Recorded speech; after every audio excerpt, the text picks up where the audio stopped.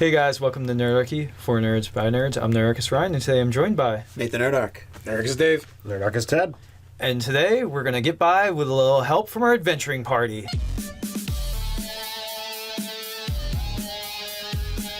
If you want to jump down the description below, you can sign up for Nerdarchy, the newsletter. It's a great way to get gaming tips, as well as learn how to game with Nerdarchy. So the impetus for this video was Ted, and so basically he's like, no one ever uses the help action in the game, and I wonder if that transcends to you guys as well. I definitely see some areas where it's useful, like the Ranger. The old version of the Ranger definitely had, as a bonus action, your Beast Companion could give you the help action all the time. Right. But players are they're not very willing to give up their action to help another player. Despite the fact that groups travel together and the fact that they're all trying to achieve the same goal, even when characters are the goodly heroes, they're still a part of the people who play this game. That it's like, but I want to do this. I want to do the thing. I want to have some of that glory, and to be like, all right, I wave a flag or wave my sword around to try and get their attention so that Bob over here can stab him in the back. Well, so here's the thing about the help action, though. They're only getting advantage on their first attack. So if you have multiple attacks, it's kind of a disincentive. Now, if you only get one attack... Well, read the help action.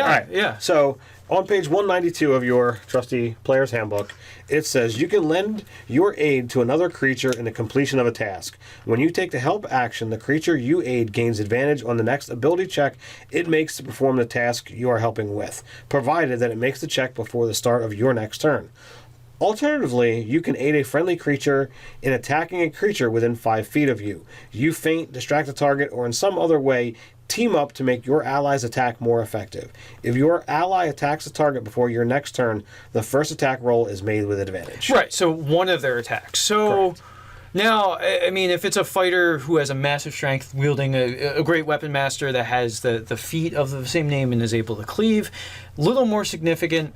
But if you're both sort of either warrior types or just for some reason you get multiple attacks, trading your multiple attacks for them getting an advantage once, unless they're super effective against the thing for whatever, maybe they're a paladin and it's undead, but it's an efficiency thing. If you guys are on par with each other, yes, there's no reason to do it. If you have multiple attacks, correct, it's not worth it. The economy of actions are absolutely in your favor for you to just take your turn. But at low levels, when you're not stacked with multiple options, it's like, all right, I'm gonna swing one weapon or shoot one thing here.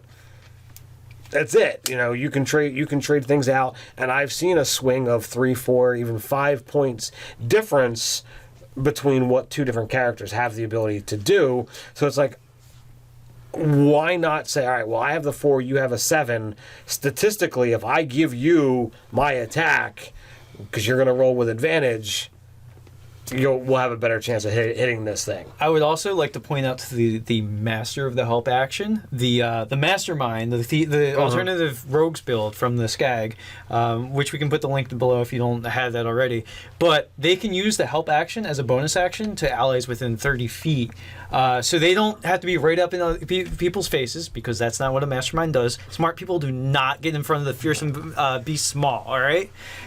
So playing a mastermind does get you in the mindset of using the help action. It's just a little harder sell sometimes, depending at higher levels when you have multiple. Yeah, well, you're still a rogue. You've got and you're using it as a bonus action, so you're not giving it's a bonus action. So, you're not giving up an action at that point. And that's really important. Yeah. So, that's absolutely correct. And, once you're getting into those levels where you have multiple attacks, that's certainly there. I wonder, could the mastermind do 2 help actions then? Because then they could use their action to trade somebody else getting There's help nothing action. that says that you couldn't. Right. So, I mean, well, I don't know. I'd have to look at what level the mastermind gets that ability. Might be a 3rd level, but it might be at 6th. At 6th, then it gets a little iffy if you want to do that. Because you're trading your sneak attack damage, which a rogue tends to be high DPS. Pretty good, yeah. Now, I'd say someone that doesn't have a high DPS is my cleric in Ted's game. If I'm not casting a good spell, It's like, yeah, I should just make the greatsword fighter get advantage. Right. If your spell selection sucks for the given circumstance as a cleric, you may want to again do like the pulling somebody's pants down or something to give the rogue advantage or the warrior advantage to punch him in the face. I was thinking actually the tanky cleric would make an awesome helper, because especially if you're spec'd out to do something like heal, right? And no one needs to be healed, or you can use healing word as a bonus action. Right. Bard might get a little bit of this as well, where you can use your bonus action to help in other ways, but your actual action you can go, okay, well, I'm going to aid the beefy fighter by distracting the monster while he gets advantage to hit.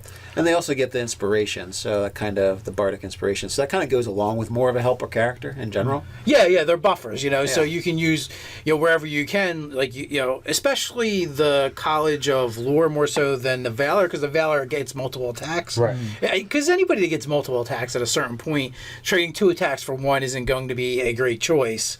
So that becomes a bit problematic. Right. Unless you're super ineffective at combat. Yeah. Despite being a Valor. Well, there is that as well.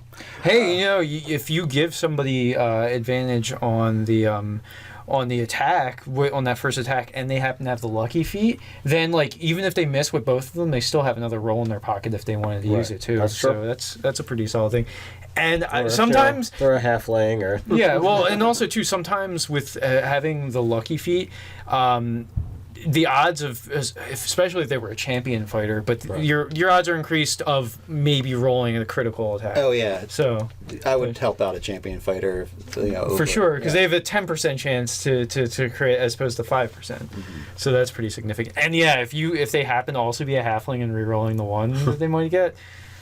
Yeah, but the Battle Master can automatically just add dice, so kind of like the rogue, to what they're doing. Well, a die anyway. Right. And the same thing with a ranger. I mean, if you when you're looking at the hunter ranger, he's always adding for the most part 2 dice to his attacks. Yeah. Well, and did we bring up the Battle Master feature of you can tell someone else to attack, and then you basically trade your attack for their attack with your Battle Master die.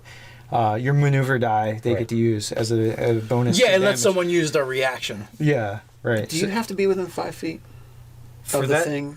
For just in general. Commander strike. For for the help with the attacks, you have to be within 5 feet. Okay, yeah, so you couldn't be shooting an arrow at somebody to kind of like distract them or something. You have to be like you have to be up in their face unless you're the mastermind rogue. Okay, because the only rules exception for that. Because I was just thinking of this combo where you'd have like the ranger with all the ridiculous added like hunter's mark and all that kind of stuff, and then you just have like the spotter. Or would be but you'd have to be in their face instead. So. Well, but I mean, you could have the person that goes up to distract it. Yeah. Well, no, actually, I think both parties have to be for the help advantage or extra advantage for the attack. I think you both have to be up in its face fighting it. Generally. Yeah, unfortunately, I feel like the only person that really is qualified to be a consistent helper is the bard. Is the cleric. And possibly the bard. Well, the bard, but they're not as heavily armored unless they go through extraneous means to be very well armored. Like I said, they aside can get from medium armor, flame right? strikes and some other stuff. Mm-hmm. So medium armor is not too bad, and if you get a plus, and once you if you have at least a +2 to your dex, you're not doing horrible. And then you throw a shield. Does the bard get proficiency in shield? I think so. Bard of Valor, I believe it does. Yeah, I believe so. So your armor class isn't too horrible. But again, you're obviously a cleric with heavy armor is a little more favorable. My cleric right now is nature cleric, and he's got a 19 armor class without casting any spells. So. That's because he just likes to roll around in metal nature. Yeah, you get medium armor, shields, and martial weapons. Yeah, so you can kind of get up in there. But the only problem with the Valor Bard is, again, you're back to that, I'm going to trade 2 attacks that give you advantage on 1 attack. Before 6th level at that point in time, yeah.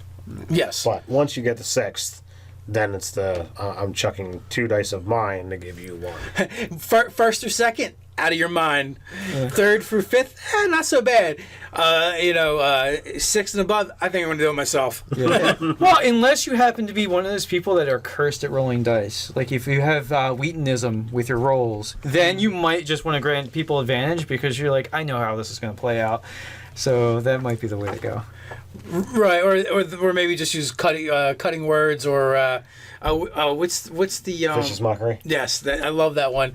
I mean, it requires a saving throw, but it's so awesome when it works. But that lends to the whole point of, this is because of people not being able to hit.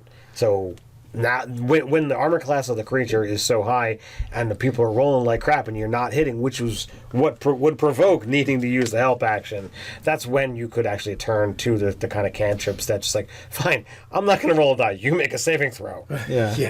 Turn it back on somebody else to roll the dice. Turn it back on them. And they roll all nothing but 20s. So I think we've played this one out. You guys, how often do you use the help action in your game? Do you find, as Nerdarchy does, that pretty much no one ever does it? Let us know in the comments below. While you're at it, like, share, and subscribe. You can hang out with us over on nerdarchy.com. While you're there, you can get some sweet swag from Nerdarchy, the store. You also patronize us a good way over at Nerdarchy's Patreon page. So until next time, Stay nerdy.